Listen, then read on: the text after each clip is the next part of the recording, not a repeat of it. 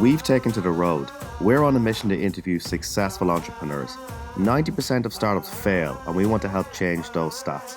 Next up, Manchester. Simon Swan from HiringHub tells us how he's gone from bootstrapping and bartering for office space to raising over 3.5 million, growing, hiring staff, and delegating to really boost the performance of the company.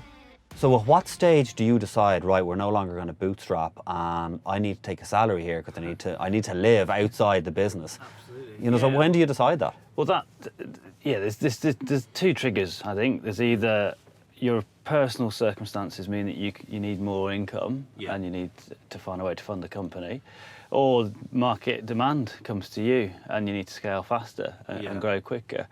And we were fortunate, so we had some savings, which we planned as the business originally. We planned to bootstrap. We managed to put those savings in and build a product. And we had enough to exist, and it wasn't really live. We existed for almost 2 years without raising investment. And by the time we did, we had a product. It was slightly beyond an MVP. We had paying customers on it. We had some sense of, the metrics that were driving the business. So we had a better pitch to investors. How much easier did it make that conversation at that stage? Did you skip the super early small level funding because you did have more than an MVP, you did have paying customers? Could you sort of skip ahead slightly? Yeah, I think so. And I don't know if it's the right way. It's certainly not the right way for every business. I think there's an element of, if you're going to investors really early with an idea, particularly if you've got some pedigree, if it's your second business and you're more proven, then you can probably raise at a better valuation maybe. And actually, the more evidence you create in a business, the more an investor can interpret that any way they wish. So it can probably maybe pull down a valuation. But certainly for us, it definitely opens the door because you've got traction and you've got evidence of even a very early stage product market fit. How much have you raised to date?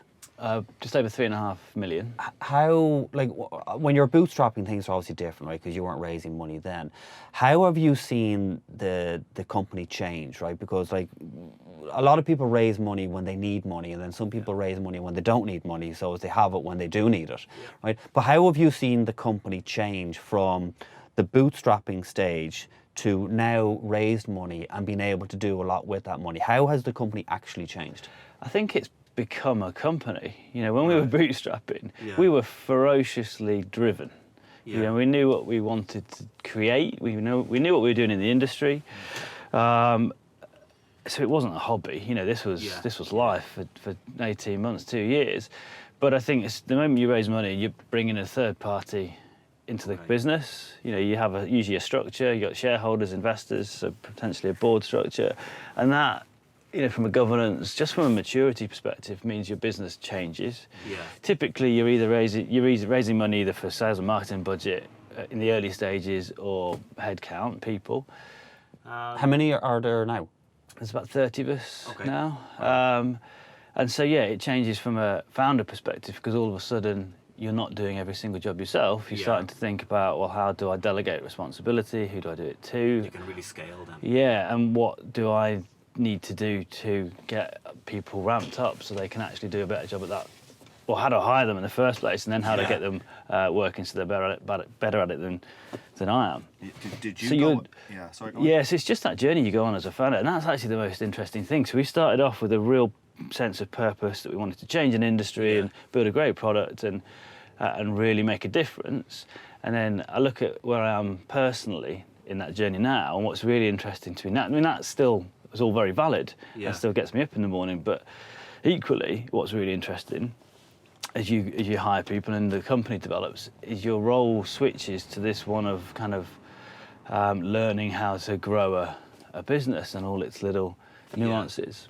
Did you go out to investors that are involved in the industry already? When the investors came on board, did they know your industry, or did they just invest from a standpoint they've seen it? So we've got angel investors from an industry background. So we're a B2B marketplace within the recruitment sector. So we've got some recruitment entrepreneurs, owners of businesses in there, and then we've got a kind of institutional fund. So mix.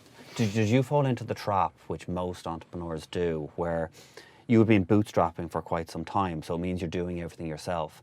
And when you do raise money, you're able to hire people now and you're delegating stuff. How difficult, some people find it difficult to actually hand over and then they end up micromanaging everything. So like how easy or difficult did you find it to actually kind of go, right, I can now pass this over to other I'm people? laughing because I feel like I've gone, in some departments, I mean, some things you just want to let go of straight away because that's not where I play. So like finance, just give it to someone that knows what they're doing and just report back once a week or something. So you found it easy then? Yeah, that's I thought, delegation, easy, tick that box, because you read all the stories and the blogs and the books.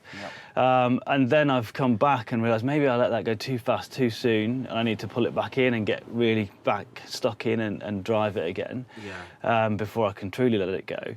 So I feel like I've been on a bit of a stumbled journey with it all. But yeah, certainly some things like legal and finance and some parts of operations. Yeah, I've given it away. And actually, two of us started the business, so I started with a co-founder. And although we did everything, we did after 6 months or so have quite defined. We never really even talked about this, but we had quite defined roles, things that I was good at, things she was good at. So there were always things that as soon as we raised money, we knew where we'd plug the gaps and who we'd hire. And what skills we'd be hiring for. But yeah, recently, in fact, I feel like I've come back into the business a lot more. I mean, we were fundraising at the back of last year, which takes up a lot of time, takes you away from operations. But now I'm really back in driving, particularly sales and marketing again. And I think for the next 4 or 5 months, that's me. And I'm really enjoying that. Really good. That's really good. So it's an interesting when you bootstrap for so long. You've obviously, probably out of necessity, you probably had to learn how to be frugal in business and your personal life. There's somebody out there, because a lot of people watching this want to start a business and they might think, I don't have enough money to pay myself a salary. Can I really do this? Can I really not take a salary?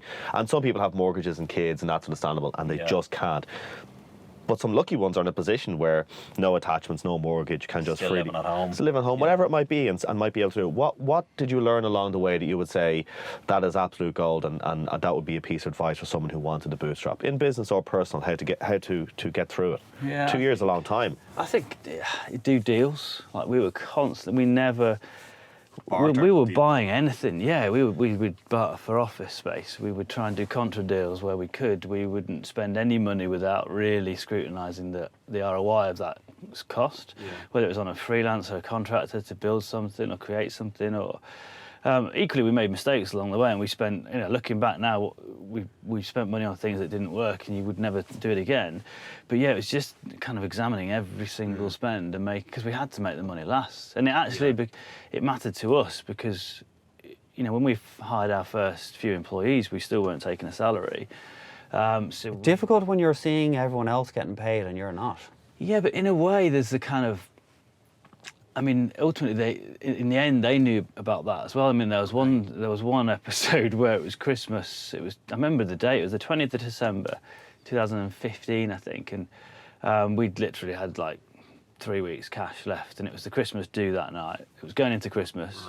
Right. We hadn't paid ourselves anyway. We also were struggling to make payroll. We had like 4 or 5 employees at the time, and I remember sitting down at the Christmas table at Christmas do and looking at everybody's plates in like a tapas restaurant in Manchester and thinking, we're paying for this. And there's that kind of dual side of a founder where you have to put on the brave face and be super positive and happy and send everybody off for a good Christmas, and then inside you're thinking, oh my God, how are we going to pay the bill?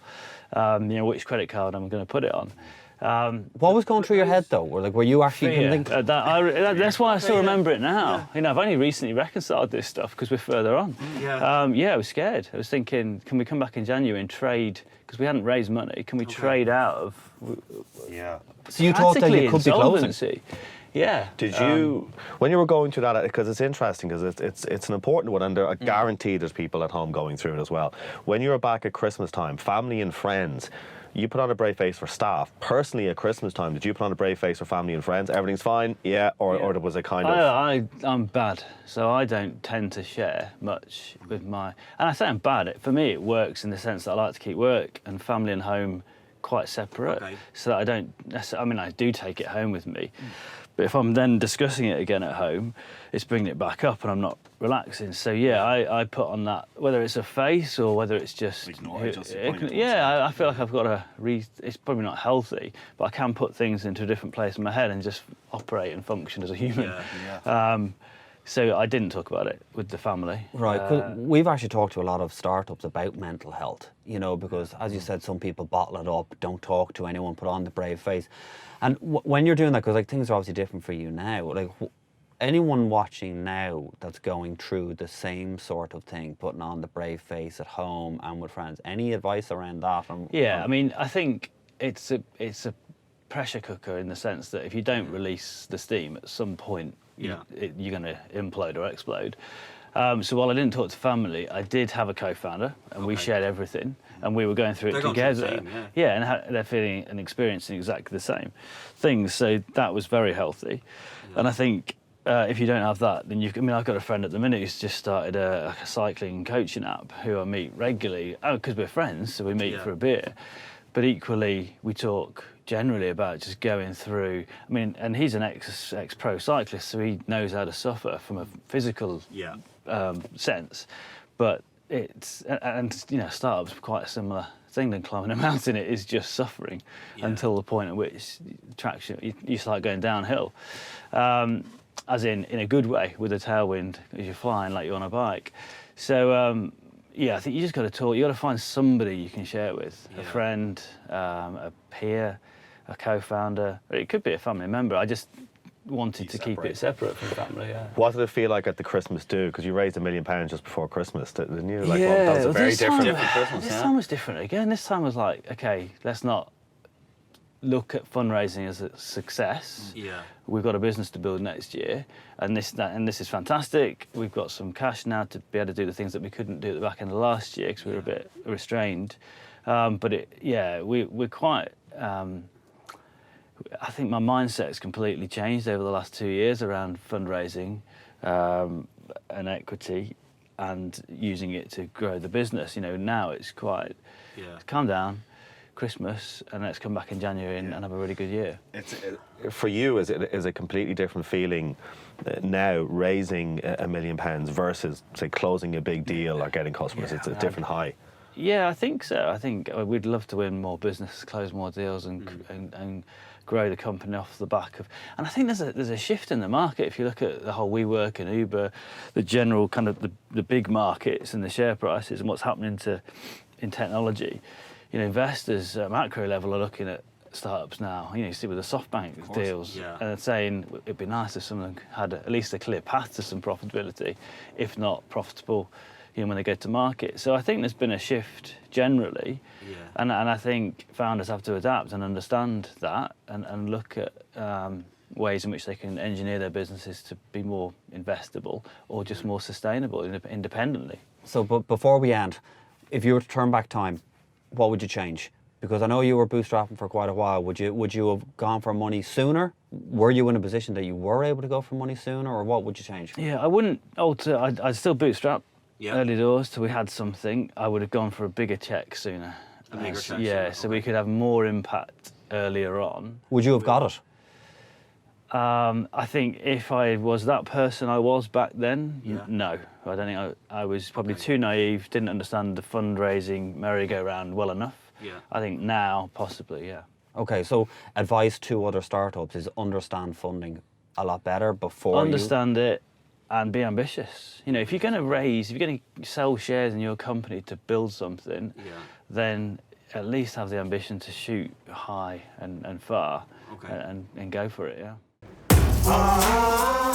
Enjoyed the video? Like to see more? Subscribe below.